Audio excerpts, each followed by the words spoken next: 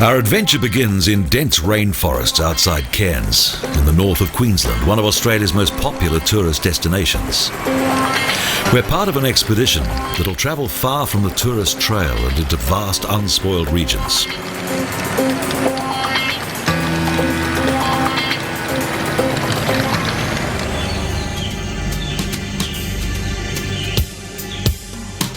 A number of photographers and film cameramen have come together in order to search for an extraordinary aborigine, Walangee.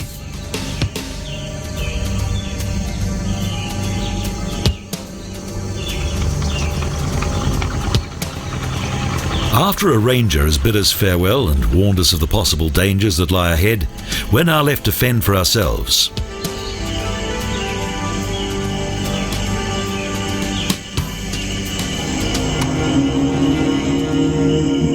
Few, if any, outsiders have travelled to our proposed destination for some time. However, there are a few clear signs of previous expeditions to this remote wilderness. Rusty remains and even an old steam engine indicate that this was once the haunt of gold prospectors.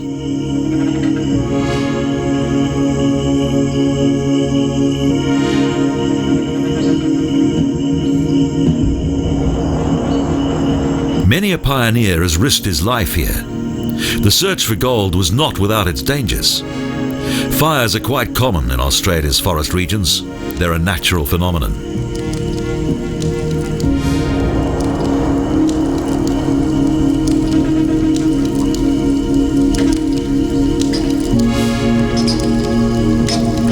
The leaves of fallen eucalyptus trees lie on the ground for up to 6 months before they really begin to decay. So during long dry periods they can catch fire quite easily.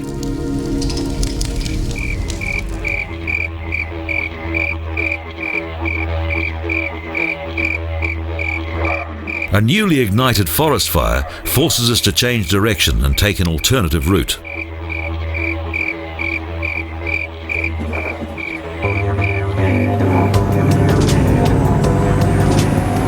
On this occasion, it's no problem, otherwise our entire expedition could be in jeopardy. Our new route travels along a gravel-covered forest road.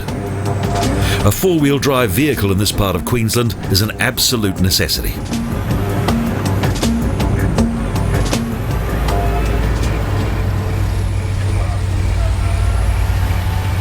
But even for our Jeep, the route becomes increasingly difficult.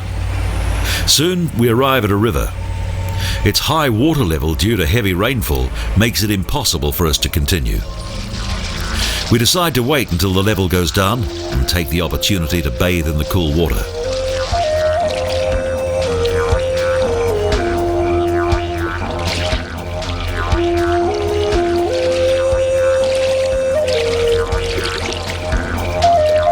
The idyllic surroundings can be deceptive. Crocodiles inhabit these waters. Indeed, there are many accounts of their ferocity. They must be given the greatest respect. A careless moment could easily end up in tragedy. It takes a little time to acclimatise oneself to the dangers of this great wilderness.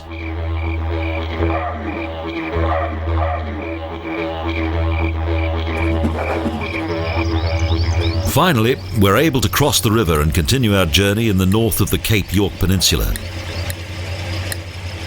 We're now looking for a suitable place to spend the night. The vegetation here is very dense. It's quite difficult to find a space large enough for our tents.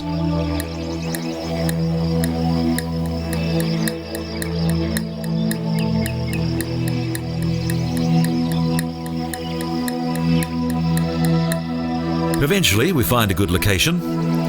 While one part of the group begins to set up camp, others hunt for animals in the surrounding area. We're in need of something to eat.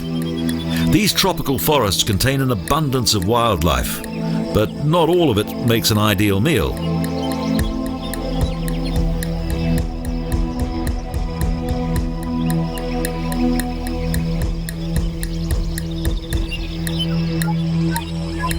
A loaded gun is essential protection against an unexpected encounter with one of North Australia's dangerous wild animals, particularly the crocodile.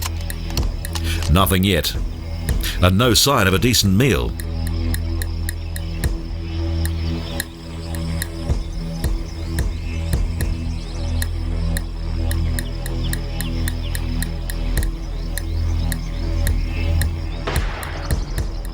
Suddenly we spot a bird in a tree. As it's some distance away, it's difficult to discern if it's dead or alive.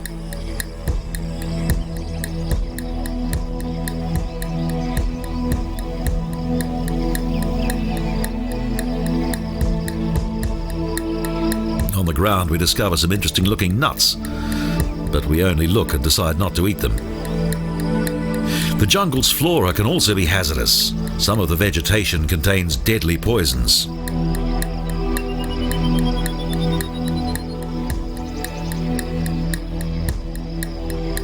Although the result of our labours contain little flesh, we're each happy to have been able to make some contribution, however modest, to the evening meal. After having journeyed for the day through a tropical forest, a warm meal is a truly welcome experience.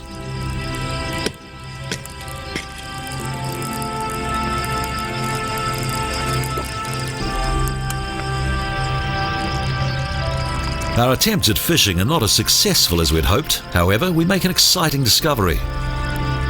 Our presence has attracted several natural inhabitants of the forest, a number of koala bears that are now peering down at us from the trees. They're surprised by these strange-looking creatures who've wandered into their living space.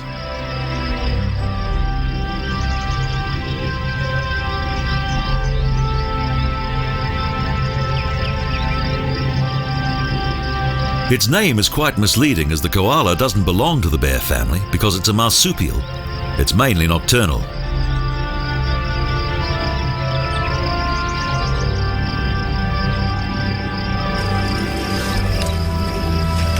The following morning we leave the forest and soon come across some of the local cowboys.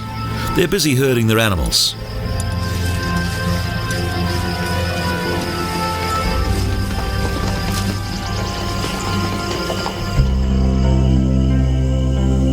Next we see a fascinating natural structure that's typical of Australia's tropical north. A termite hill, and it's several metres high.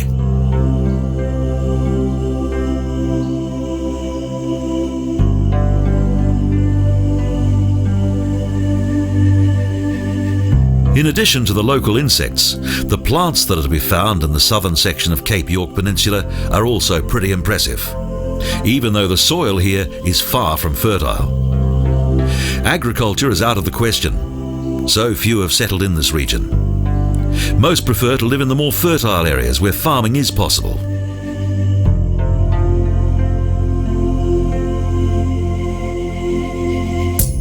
However, there's much wildlife here.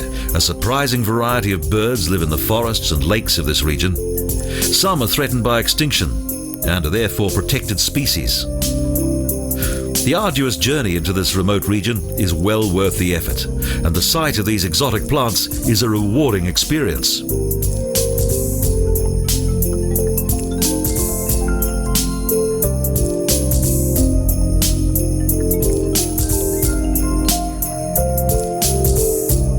The water lilies here are splendid. Again, we're forced to interrupt our journey due to the high level of the river.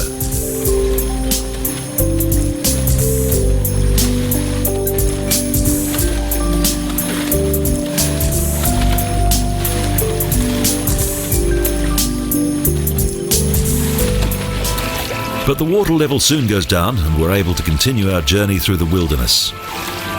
So far, our journey through the rainforest has taken far longer than originally planned, and our supply of food will only last a few more days.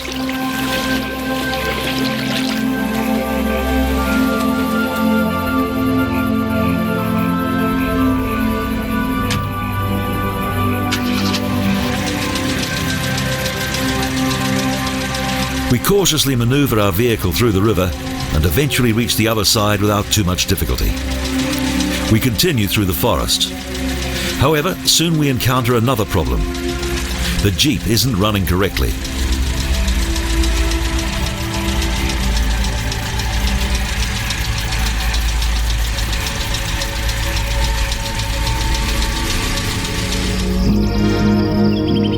The radiator has been damaged by the river water. Unfortunately, it's beyond repair. Fortunately, the main traffic route is quite close to our present location, and with it, a means of solving our problem.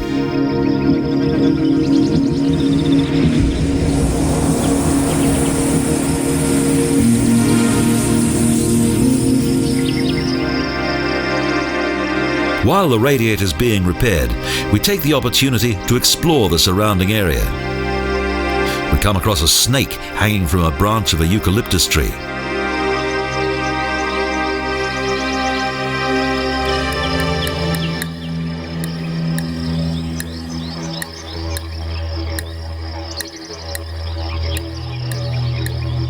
When the snake spots us, rather than attack, it decides to move away.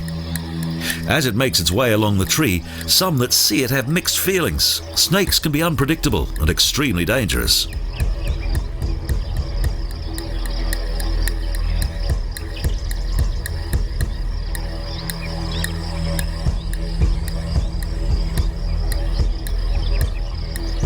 The forest's tiniest inhabitants withdraw to their hiding places as they feel threatened by our presence, and also of the snake that's making his escape.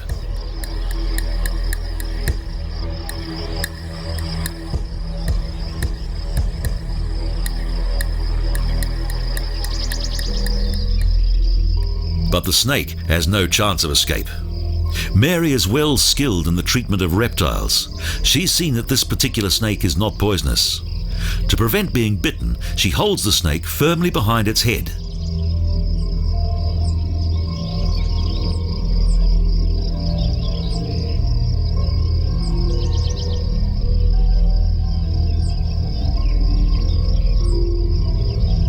The reptile is a 2-meter-long python. It's proving to be easy to handle, so we're able to look into its mouth. Although it's not venomous, it does have razor-sharp teeth.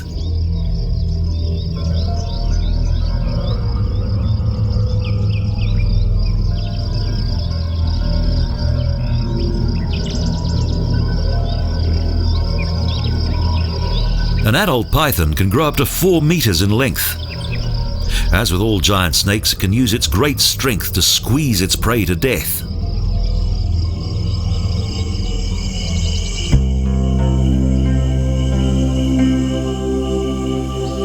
Our encounter with this python goes without incident. Next, there's an exotic plant that catches our attention. Its striking appearance attracts various insects. And Australia is well known for its large variety of insect-eating plants.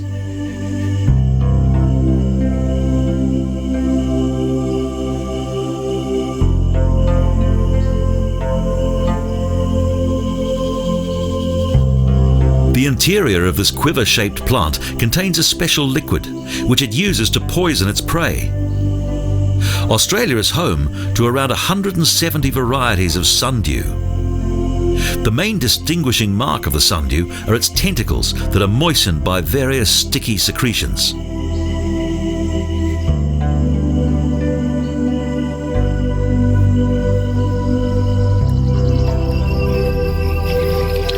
Our Jeep's still being repaired, and so we have more time to play with. We wash our clothes, they're in need of a good clean. A turtle watches us with interest as we busy ourselves on the riverbank.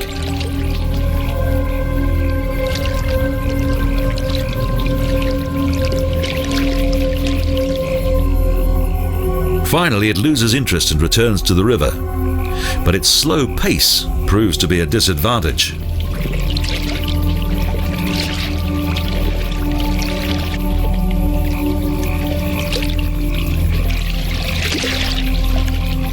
It fails to escape. This fine creature is a rare side-neck turtle. It's only to be found in Australia and New Guinea. It derived its name due to the fact that it's unable to withdraw its head and instead rests it sideways beneath its shell.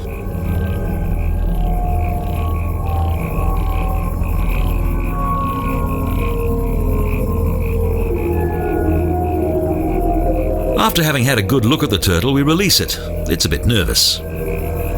During its evolution, the side-neck turtle has adapted perfectly to water. It's a first-class swimmer.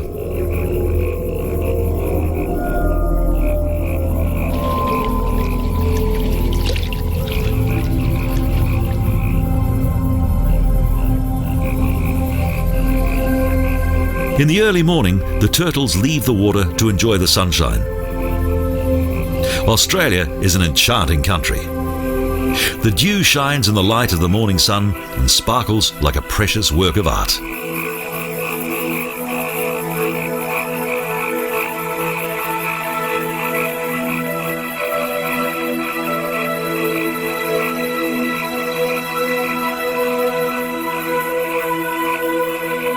Numerous spiders' nests add strange patterns in the morning light, but it's probably best not to disturb them.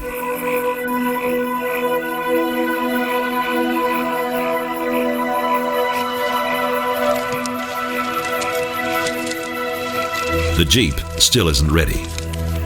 We decide to continue our journey by an alternative means of transport. We walk through a number of tall reeds until we come across some canoes. They take all our equipment.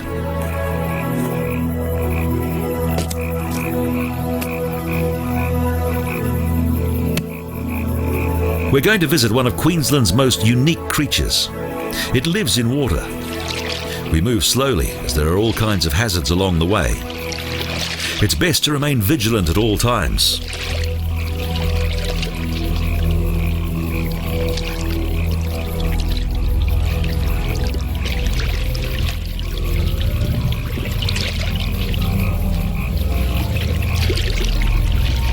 Three rivers, the Lockhart, Pascoe and Jardine, as well as numerous small tributaries, flow across the pathless jungle area of the north coast of Australia.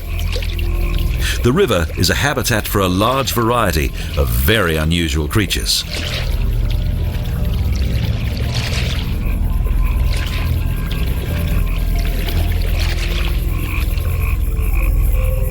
When the Australian continent broke away from other landmasses more than 200 million years ago, many unique and delicately balanced ecosystems developed here, as well as a unique and fascinating fauna.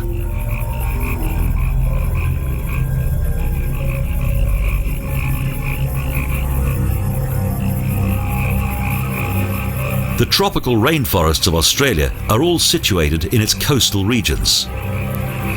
These areas are subject to frequent heavy rainfall in contrast to the desert-like areas situated in the centre of the continent.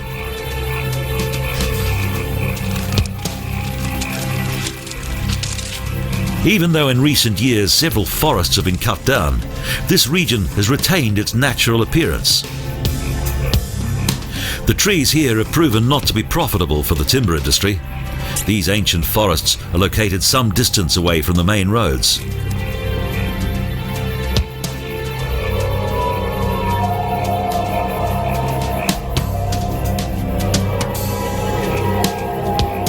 On our journey to the coast, we frequently encounter various dangerous inhabitants of the jungle, and one thoughtless mistake could cause disaster in this remote and unforgiving wilderness.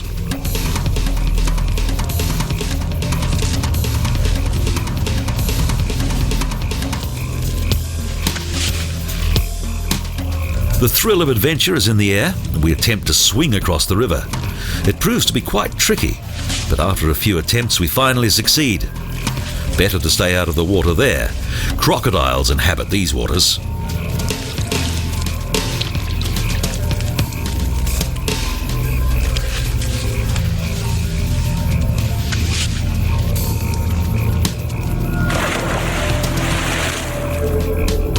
But all safe and sound, we're now approaching the coast in the north of Cape York Peninsula.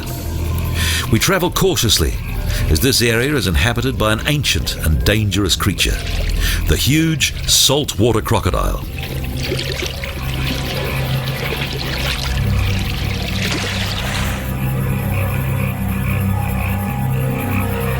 There are various accounts of up to 10-metre long reptiles, although these stories may well be exaggerated.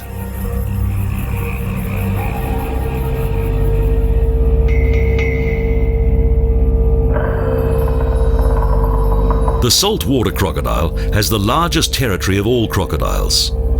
It lives both inland as well as at the coast and is able to swim vast distances. In fact, it's been spotted up to 1,000 kilometres out to sea.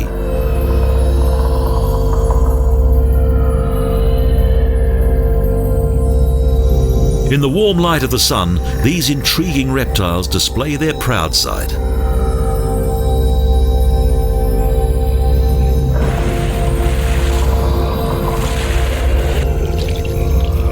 Even with a relatively small and manoeuvrable canoe, the journey through the rainforest is always a challenge. Again and again we're forced to leave the boat and take the risk of walking through the water. Considering the many huge crocodiles that live in this river, it can be quite an unnerving experience.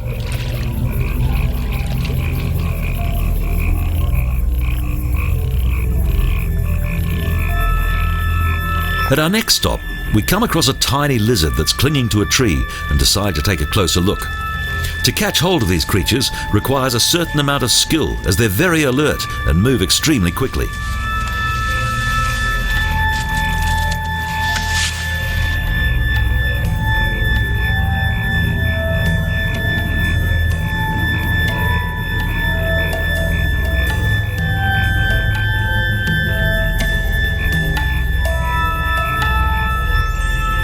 But Mary succeeds in catching the lizard. Her efforts prove to be worthwhile, as this is a particularly fine specimen. With a total of 300 different species, the lizard is the largest reptile family in Australia.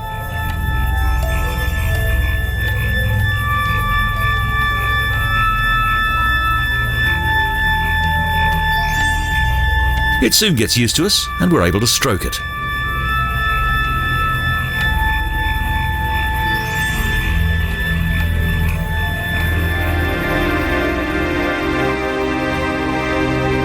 Although there are many varieties of lizard here, they're outnumbered by the large number of invertebrates. This colony of ants highlights the organizational skills of these diligent insects.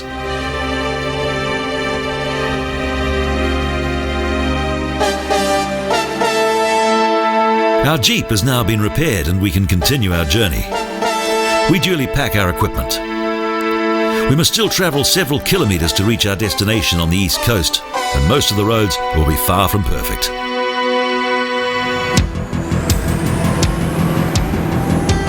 At first, we make good progress. We're travelling on what's known as Development Road. It was built to make Australia's most remote regions more accessible, especially Cape York Peninsula.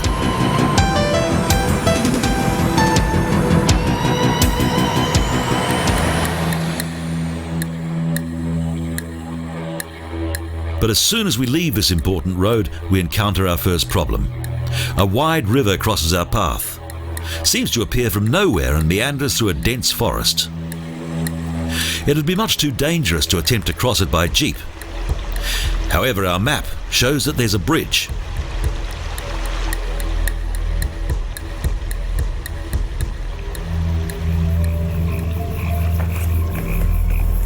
We discover that it's in a poor state of repair. To cross it with our heavy vehicle, we must first strengthen it with the aid of several tree trunks. Fortunately, we're well equipped and we've got the proper tools.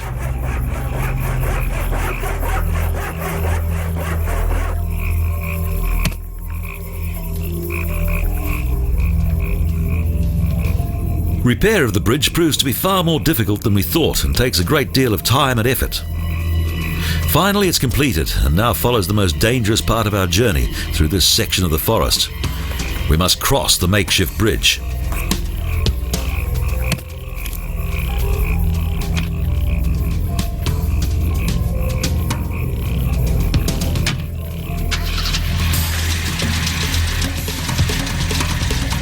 We each take a deep breath and gingerly attempt to cross the rickety old bridge. We're in luck. The relief shows on everyone's face.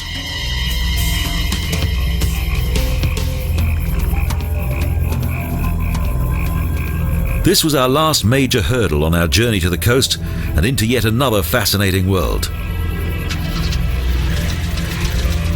This bridge is still intact, and so we can continue our journey uninterrupted. The four-legged member of our expedition is also delighted that we're leaving the tropical rainforest.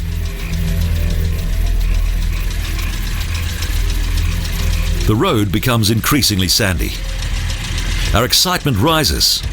How will we be welcomed by the aborigine Chief of Walangee and his people?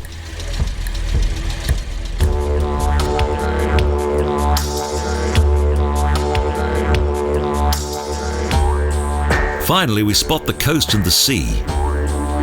We feel a little like how the first European discoverers of Australia must have felt. Cape York Peninsula was one of the first regions to be discovered by the first seafarers here, long before Captain James Cook discovered the fifth continent.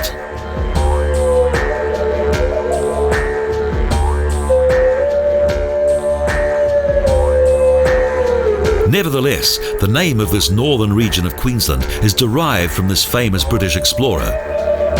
In 1770, Cook named the peninsula after the Duke of York, although technically the land belonged to Australia's Aboriginal inhabitants.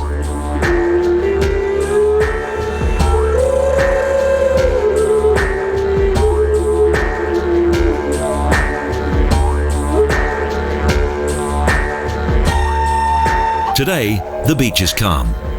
A lizard sunbathes on a sun-kissed rock. This is a truly wonderful place.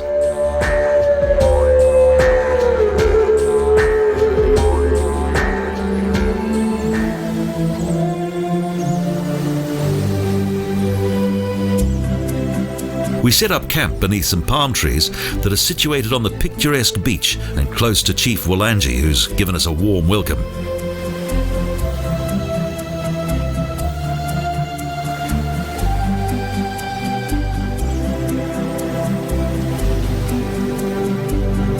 After we've set up our tents, we check our technical equipment. It seems that our film equipment has survived the journey through the rainforest.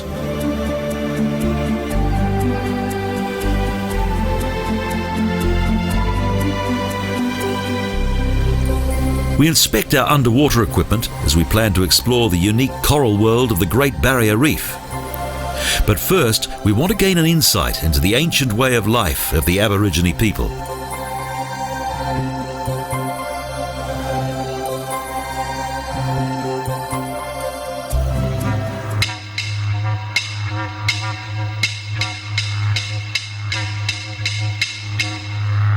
In his hut, Chief Walangee is busy with the creation of a new harpoon.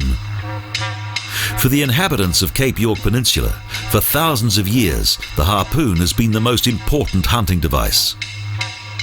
Today, the point of a harpoon is made of iron.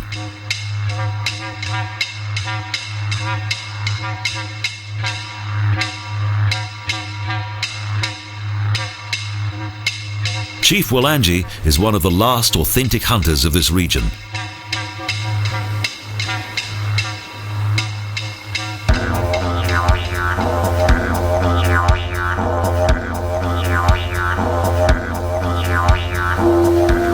He sees it as his duty to maintain the old teachings and special skills of his ancestors and hand them down to his grandsons. He wants to keep his people's ancient culture alive.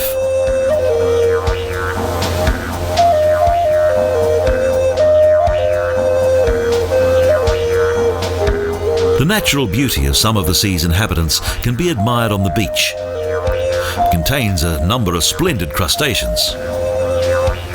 Chief Walangee doesn't have to travel far from his beach hut to the hunting grounds. The hunt begins in shallow, knee-deep water.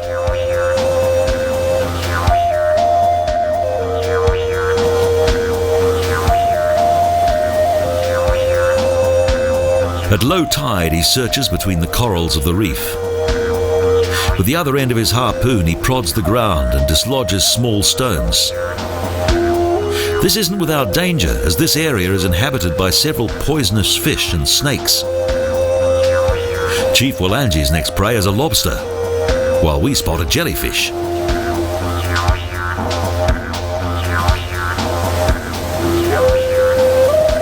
Another magnificent lobster is followed by a large crab. Chief Walangee's skill is most impressive. Despite the nearby coral reefs, he's able to spot a fish from several meters before launching his harpoon. Seldom does he miss his target.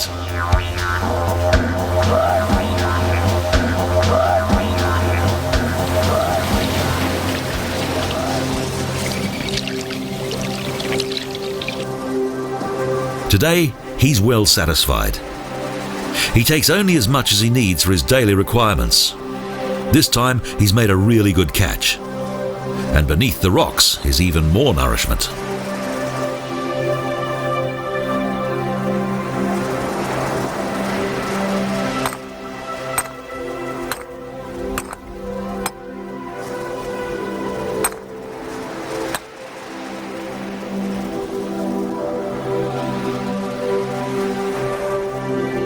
Due to our lack of the highly developed skills and long experience of our host, we content ourselves by searching for mussels and crustaceans for our lunch on the rocky beach.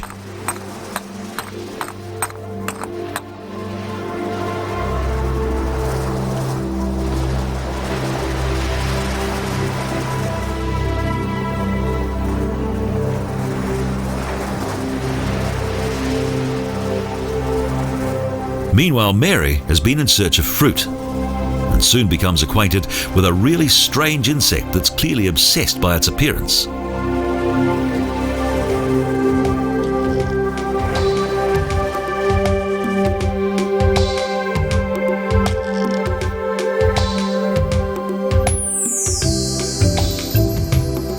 At first, it takes a lot of practice to learn the art of thrusting a well-aimed harpoon with accuracy. On the sand-covered ground, it's far easier to hunt than on the coral reefs, as the fish are far easier to see here. But the harpoon proves to be deadly. We've caught a young shark.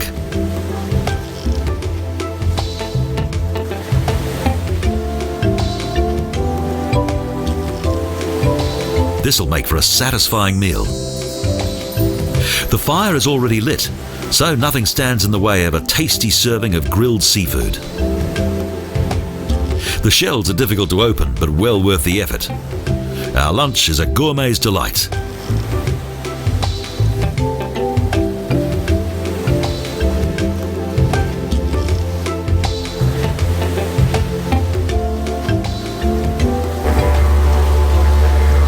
Later in the evening, Walangee once again goes hunting. Prior to the expedition, we learned that for many years the traditional aborigine fishing skills had faded away. However, Walangee proves that this is not entirely true.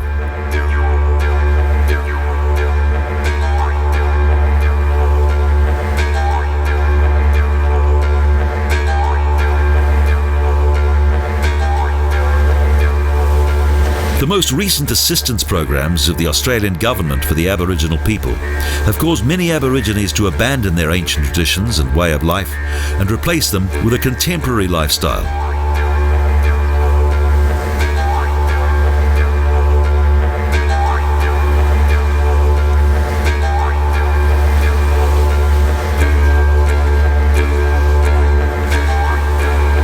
Thus, Walangee represents the age-old culture of all those people and tribes that were once named Aborigine by the famous British explorer, Captain James Cook.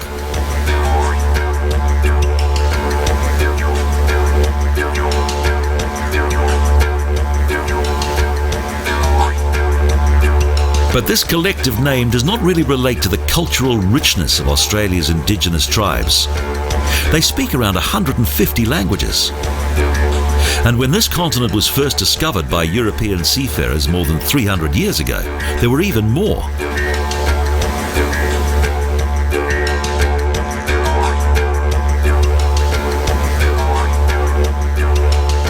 Archaeologists believe that the first humans settled in Australia between 40 to 50,000 years ago. They originated from the nearby Indonesian islands and gradually travelled from the north across the entire continent to Tasmania.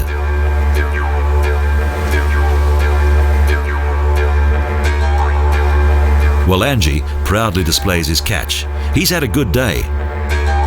His skill with the harpoon has once again provided him with a fine meal. And we've also made a contribution.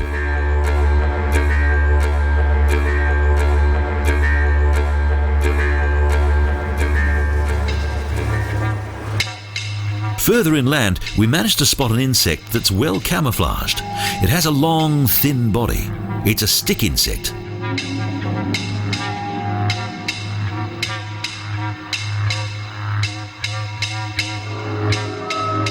The stick insect is a relatively motionless member of the leaf insect family.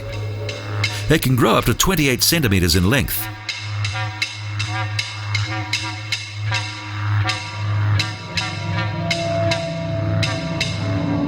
Just a little inland, and the large variety of insects is truly remarkable.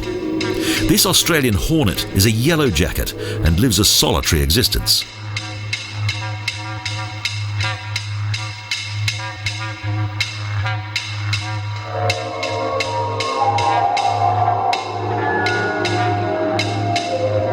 The female Australian hornet builds a single breeding cell out of mud.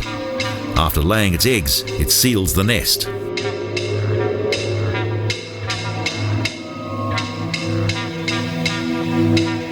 Untouched mangroves are typical of this coastal region of northern Australia. These tropical forests are so dense that little sunlight reaches the ground below. The unique soil of this region plays an important part in the developments of its mangroves.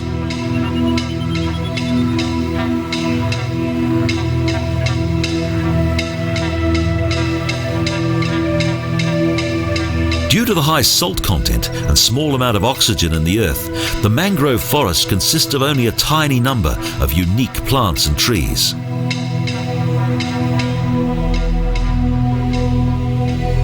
We also want to gain an understanding of the enchanting underwater world just off the coast, so we prepare for a dive.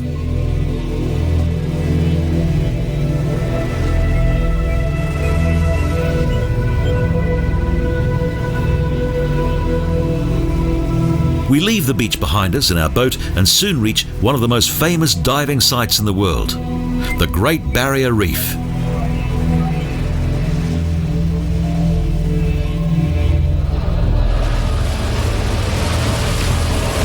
The powerful boat travels at great speed out to sea, an exciting experience as the tension mounts for the new adventure that lies ahead. What kind of creatures will we find?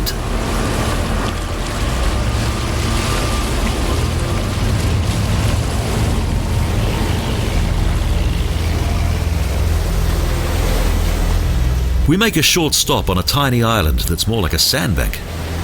Come across a number of ormers, large snails that inhabit most of the world's oceans. These mollusks have a shell that's shaped like an oracle.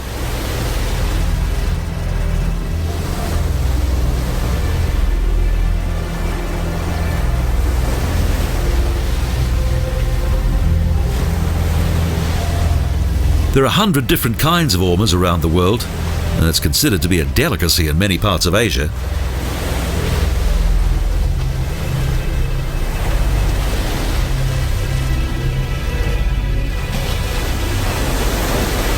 Finally, we reach our destination and dive into the fascinating world of the Great Barrier Reef, that with a total surface area of almost 345,000 square kilometres is the largest reef in the world.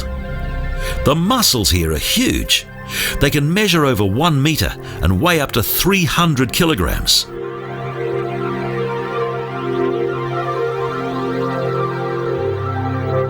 Such huge shells are very unusual, but the reef contains an abundance of surprises.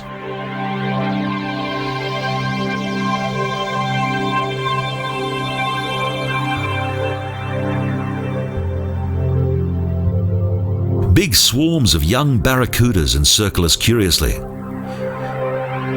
The up to 1.8 metre long predators have a frightening set of teeth. Some are as much as 15 centimetres long.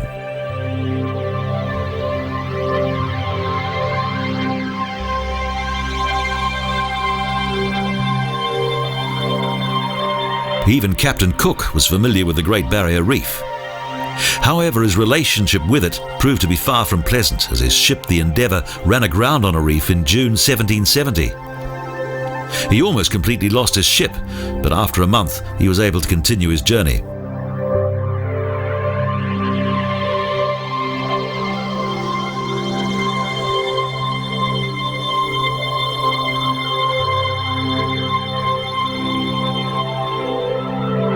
Today this region is a diving paradise, although some sections of the reef are protected areas. It's a World Heritage Site.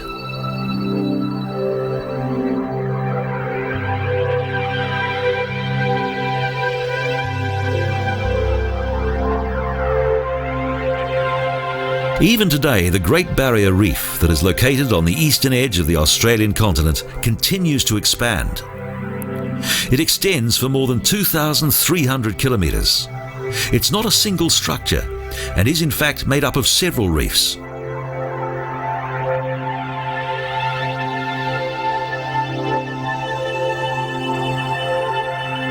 The starfish is one of the most stunning inhabitants of the reef. It consumes mussels, bryozoans and sponges. The long trumpet-shaped fish are amazing, as are the reef starfish.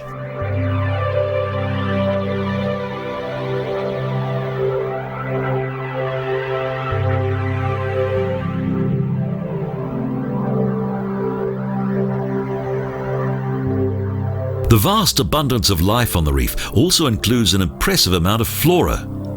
A total of 359 different types of coral have been included in the Great Barrier Reef. An annual highlight is the blossoming of the coral in November.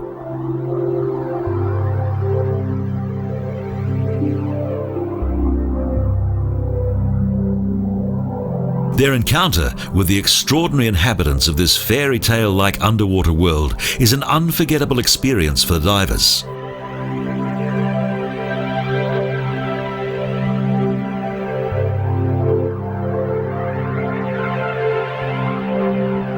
Most fish don't attract as much attention as this well-camouflaged specimen.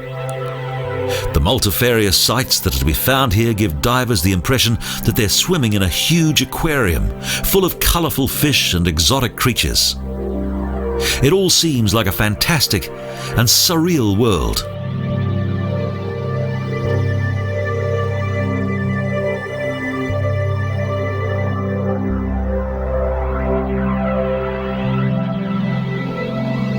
The coral reefs are an important habitat for many wonderful creatures, including the morays that hide in the reef while silently waiting for their prey.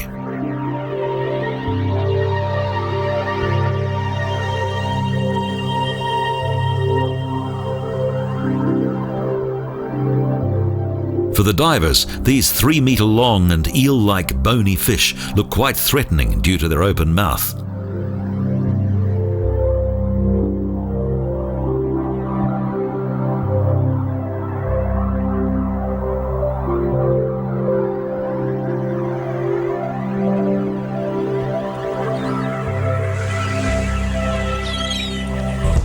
The Great Barrier Reef consists of around 1,000 islands and almost 3,000 individual reefs.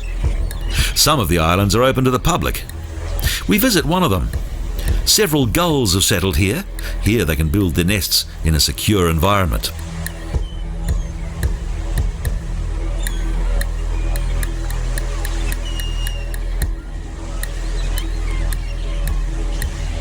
These birds have few enemies on the remote and unspoiled islands of the reef. Also, few people come here, although this area is becoming increasingly popular. Tourism increases from year to year.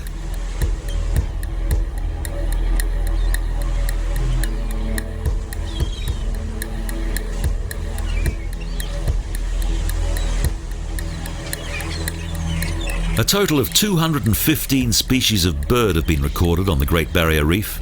An amazing fact when considering the relatively small areas of dry land here. It's also surprising that the region's seabirds appear to have no fear of man.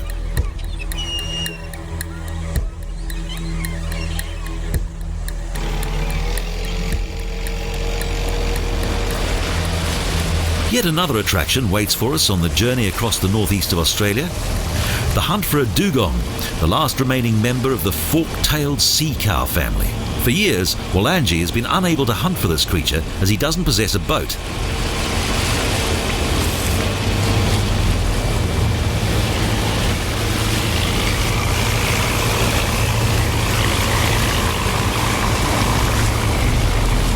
Once, the hunt for these weighty sea cows was common among the indigenous peoples of the coast. But many aborigines have abandoned their original home territory.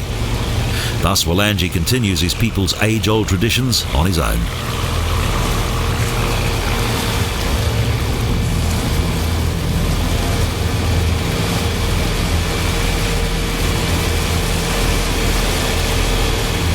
However, his sons help him from time to time. The opportunity to go on a traditional dugong hunt proves to be irresistible. So they accompany us on a second boat.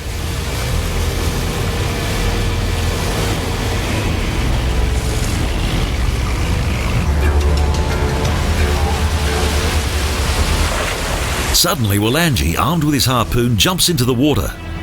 The dark shadow on the seabed is an adult dugong.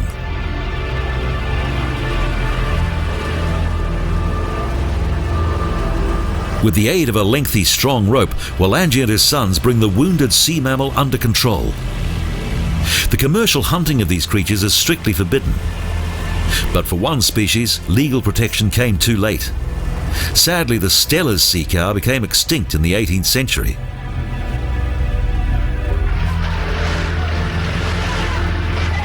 The struggle begins.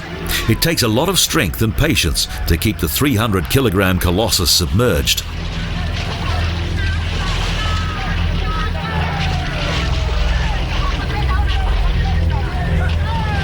The animal is forced to remain underwater for so long that it eventually suffocates. Finally, the battle is over. After the men have secured their prey, we return to the beach. Walangee has once again shown his fine hunting skills.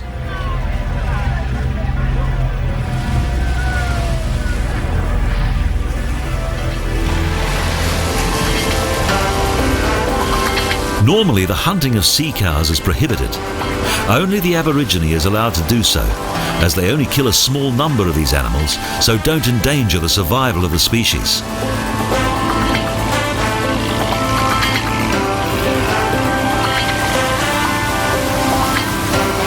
In spite of the official prohibition of the commercial hunting of the dugong, their numbers have noticeably diminished.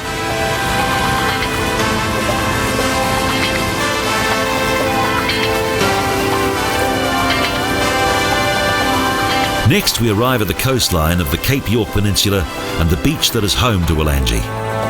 The gulls appear to be fascinated by our arrival.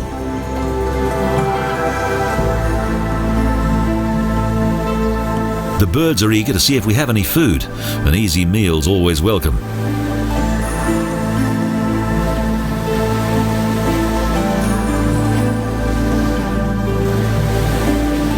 The shallow water reveals the true size of the up to 3 metre long sea mammal that's one of the most docile inhabitants of the Pacific Ocean.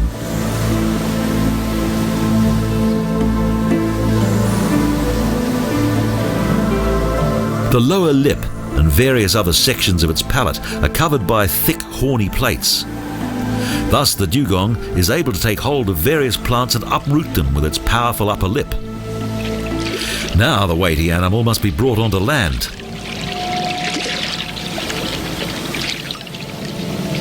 We managed to roll the sea cow onto the beach. Due to the dimensions of this animal, Walangee and the inhabitants of his village will be well fed.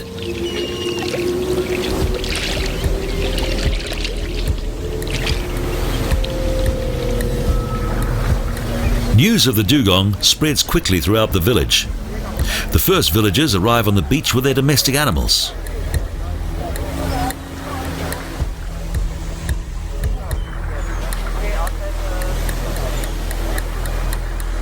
They begin to butcher the dead animal. The flesh of the dugong is similar to calf's meat and was once popular in many parts of Asia. So the languorous sea cow was slaughtered in great numbers.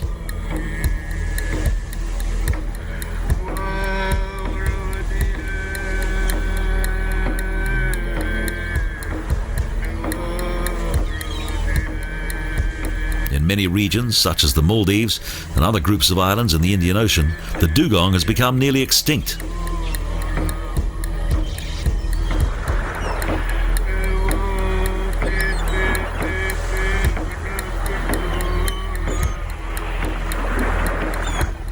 After the tail fin has been removed, Walangee cuts the point of his harpoon out of the animal.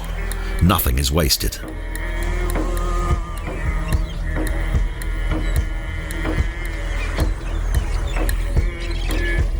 The skin of the dugongs is thick and tough. It was once used in the manufacture of leather. The men work hard to remove the meat and fat.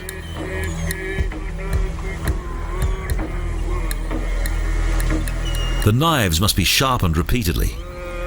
Each part of the animal is used in one form or another. Its oil was once used as fuel for lamps. Even the bones and teeth are used to create jewellery.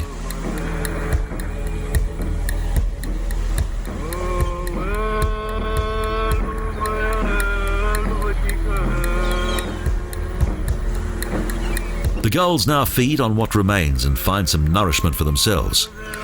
Today, they too will not be hungry.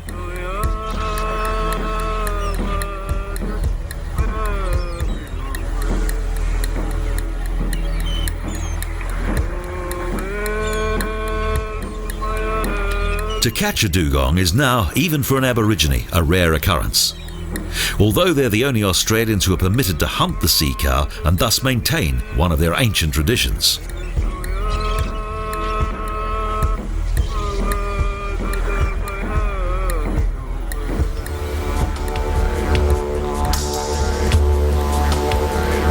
Thanks to men such as Walangee, the cultural inheritance of the indigenous inhabitants of the coast of northern Queensland will continue for the foreseeable future.